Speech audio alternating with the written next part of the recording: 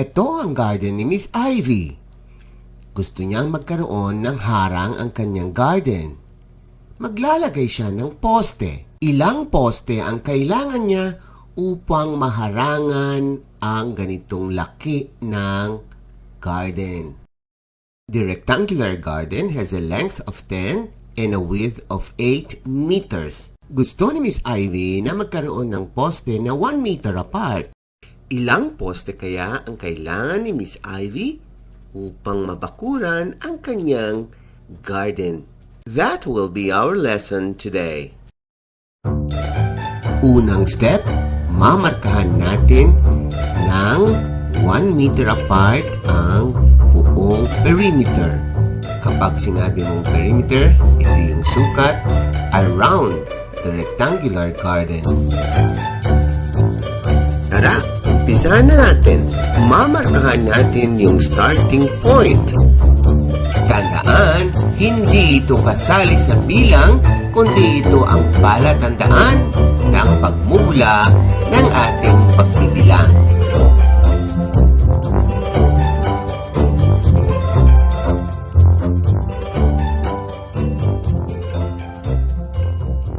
Ngayong namarkahan natin mula sa dulo hanggang dulo, ipagpatuloy natin ang pagsusukat.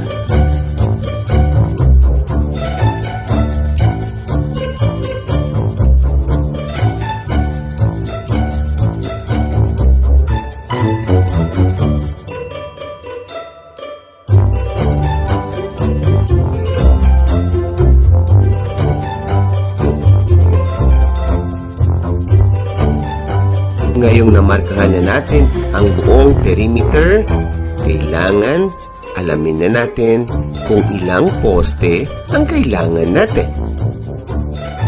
Tandang mabuti kung saan nag-umpisa ang counting.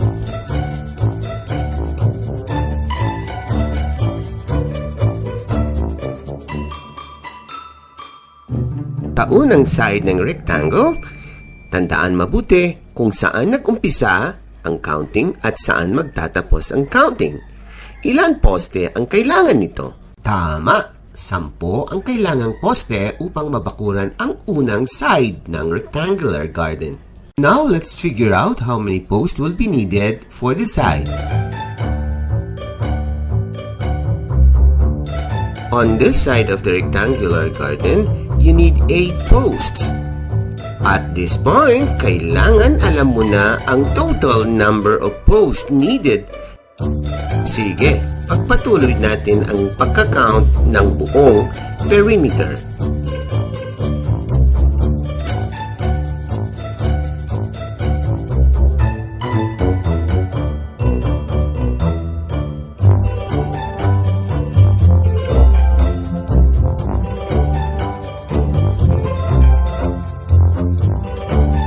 Tama ba ang iyong sagot? Let's count them all.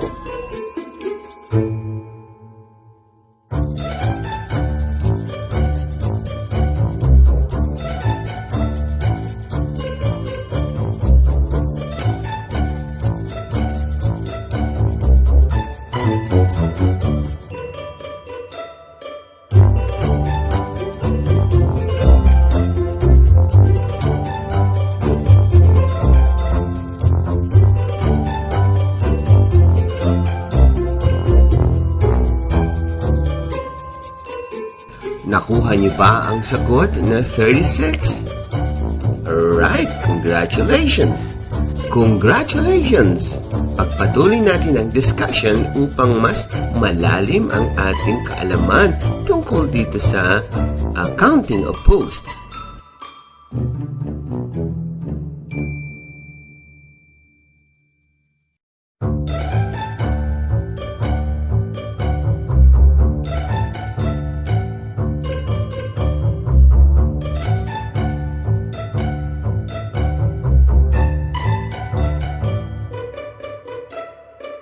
There you have it.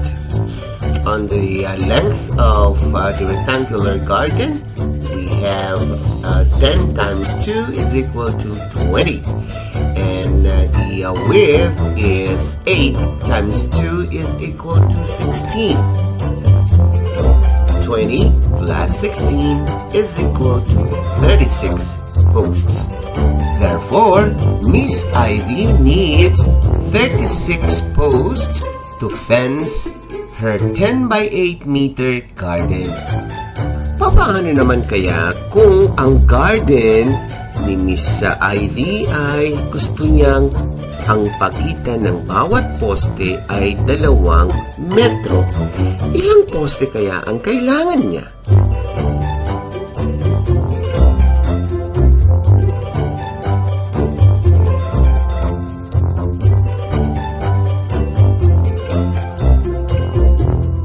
Ayon sa problem, kailangan 2 metro ang pagitan ng bawat poste.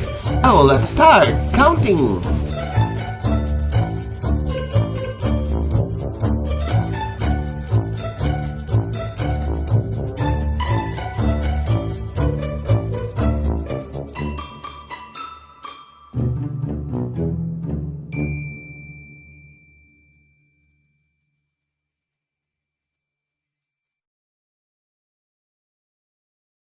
Ilan ang poste na kailangan ni Miss Ivy?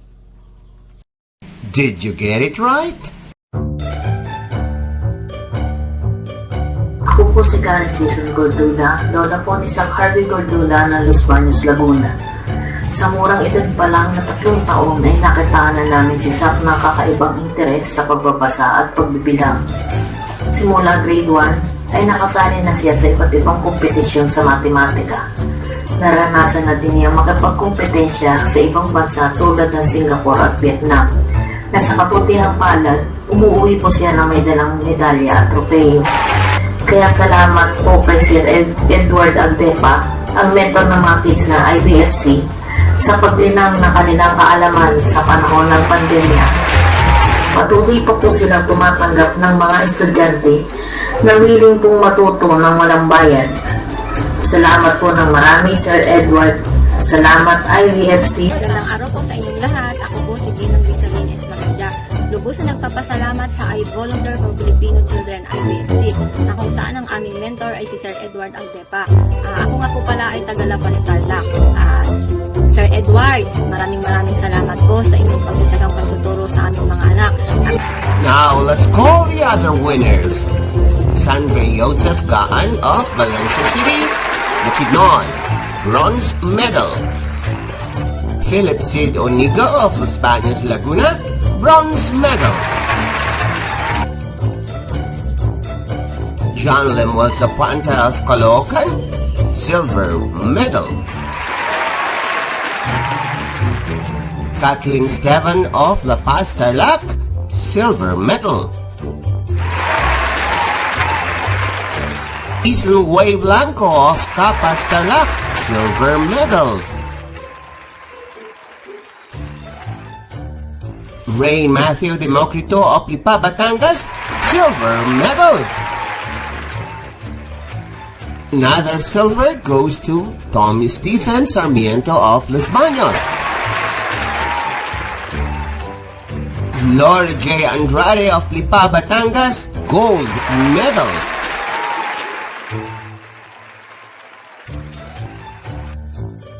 Another gold for Elijah James Sumat of Capas, Tarlac. Gold for Lindsay Magadja. The last but not the least, the top one in junior category, Sak Harvey Gordula.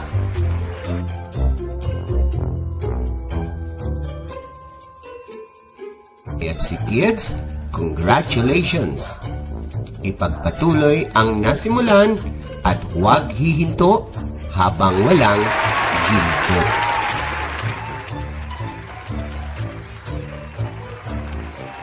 For parents who are interested with our program, kindly search on our FB page called IVFC Info page. This program is brought to you by I Volunteer for Filipino Children.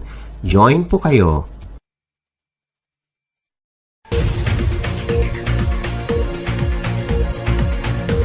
will be having a short quiz on a specific topic.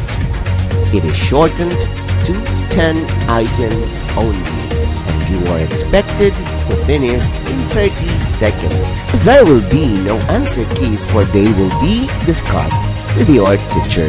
Label your answers with the video ID and the date when you took the quiz. Good luck!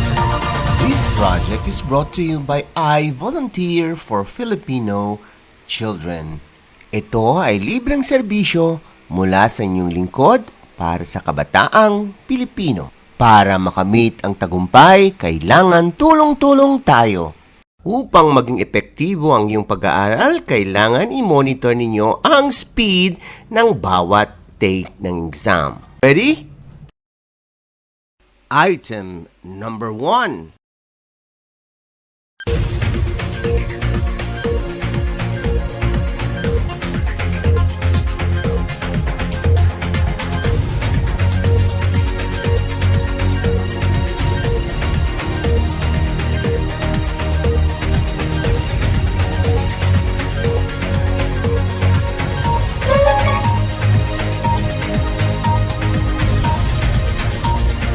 You still have 5 seconds to finish.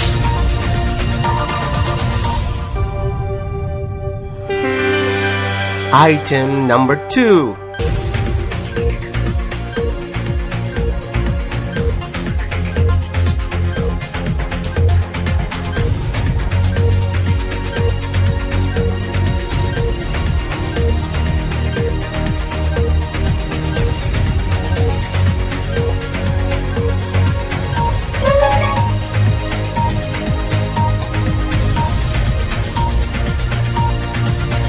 You still have 5 seconds to finish.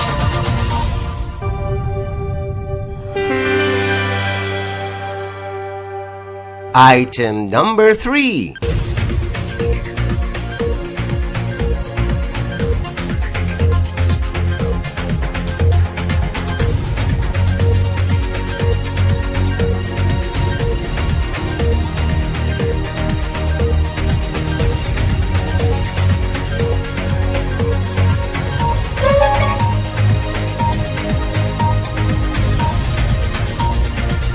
You still have 5 seconds to finish.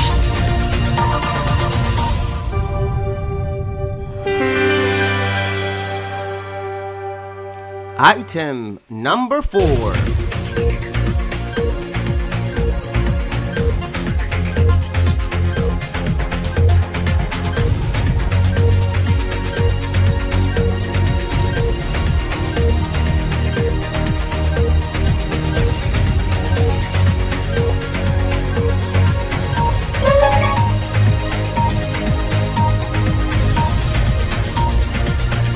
You still have 5 seconds to finish.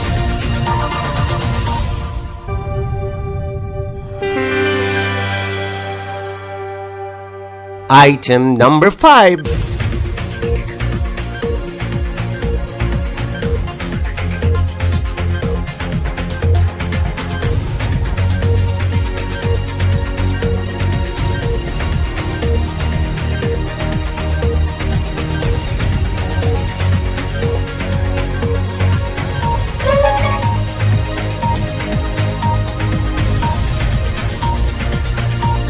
You still have 5 seconds to finish.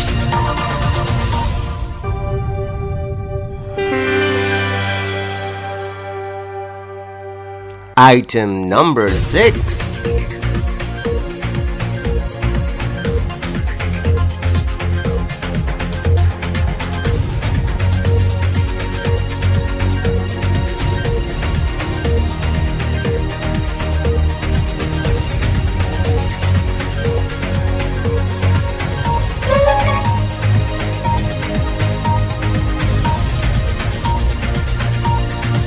You still have 5 seconds to finish.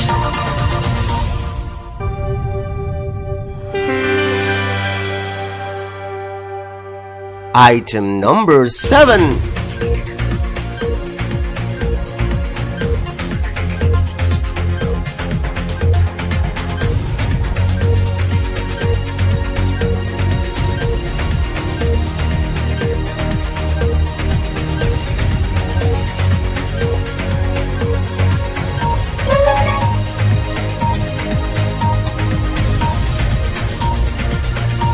You still have 5 seconds to finish.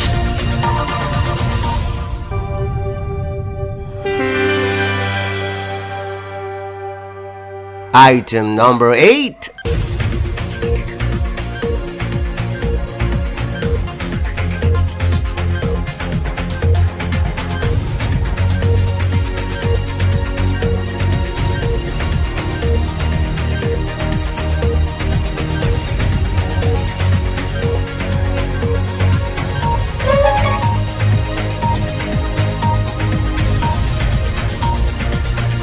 You still have 5 seconds to finish.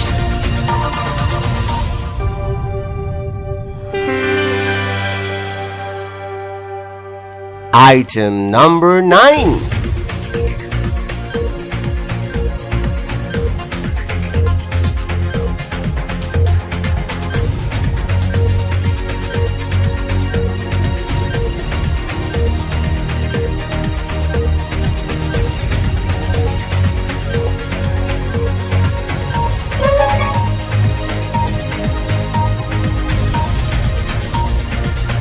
You still have 5 seconds to finish.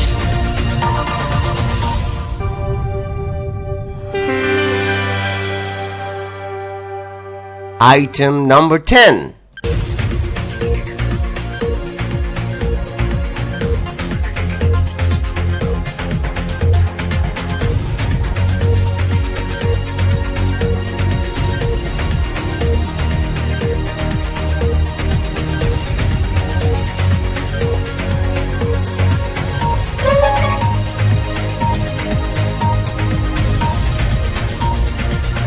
You still have 5 seconds to finish.